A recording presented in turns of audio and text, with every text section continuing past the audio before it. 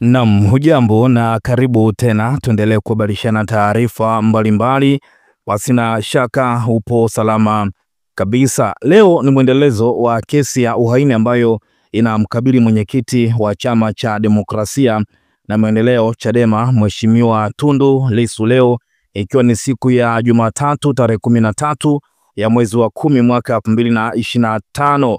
Kubwa zaidi ni kwamba pale ambapo tuliishia Ijumaa, hii itakuwa sehemu ya kwanza.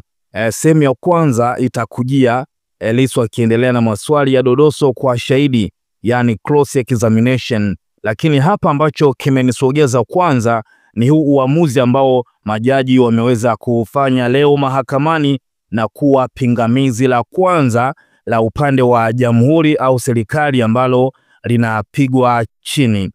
Na nikukumbushe tu kwamba siku ya Ijumaa, wakati Tundu Lissu akizidi kumhoji maswali ya dodoso shahidi wakati akiendelea kutoa ushahidi wake, mshtakiwa alitarajia kumdodosa shahidi kuhusu maelezo yake aliyotoa polisi na kulinganisha na yale aliyoyatoa hapa mahakamani. Yani tunalinganisha maelezo yale ambayo aliyatoa polisi pamoja na yale ambayo alikuwa ameyatoa mahakamani. Sasa Lissu akaomba kwamba hicho kiwe ni kielelezo ambacho kitatumika katika kesi hii. Sasa upande wa jamhuri au serikali ukaweka pingamizi kwamba kielelezo hicho kisipokelewe.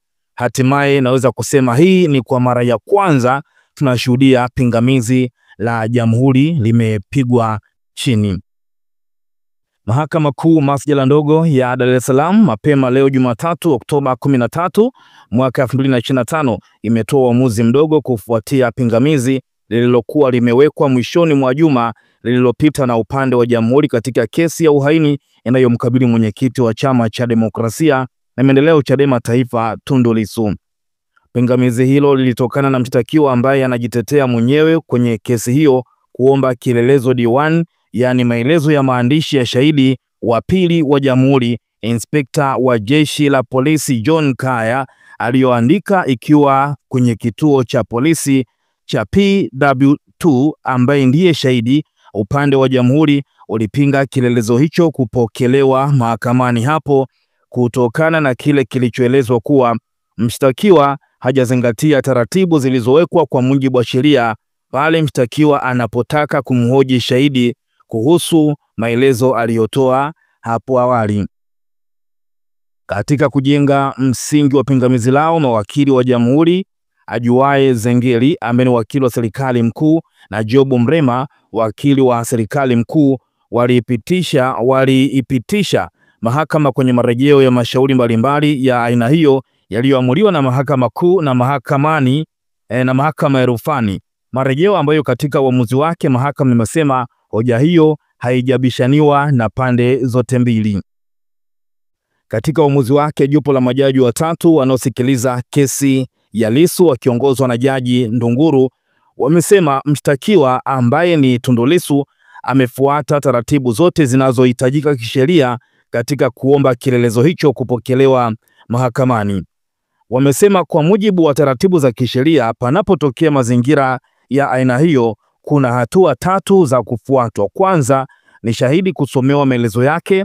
Baada ya hapo, mshtakiwa atabainisha maeneo anayoona yana kasoro kwa ulinganifu ili yafanyie dodoso, na kwamba kwa muktadha wa kesi pingamizi hilo mahakama imeona kuwa mshtakiwa alibainisha maeneo 45, na jambo la tatu ni kumhoji mshtakiwa endapo yuko tayari kielelezo hicho kipokelewe mahakamani na kitumike kama sehemu ya ushahidi wake, hatua ambazo zote zilifuatwa.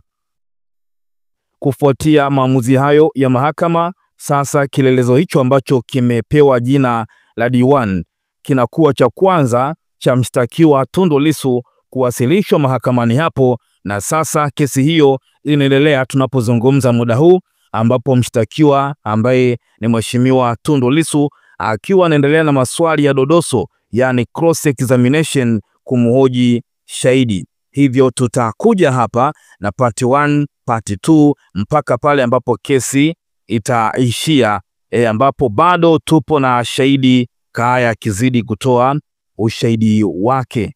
Kwa hiyo pingamizi la jamhuri limetupiliwa mbali, ambapo majaji wamesema kielelezo hicho kinapokelewa na kuwa exhibit D1 kwa maana ya kielelezo kwa upande wa utetezi. Mawakili wa serikali walisema hawana pingamizi, tena kinyonge sana kama sio wao. Kwa hiyo kesi imeendelea na nitakuletea hapa update moja kwa moja, sehemu ya kwanza, ya pili na ya tatu. Na hii ni kwamba tumeshuhudia kwa mara ya kwanza maelezo yamepokelewa na kuwa sehemu ya ushahidi, au kwa mara ya kwanza kwenye kesi hii pingamizi la jamhuri likipigwa chini. Tochemone yako, tutakuletea hapa update kama kawaida kubwa. Karibu nasi, usipitwe na kila kitu kinachotokea mahakamani.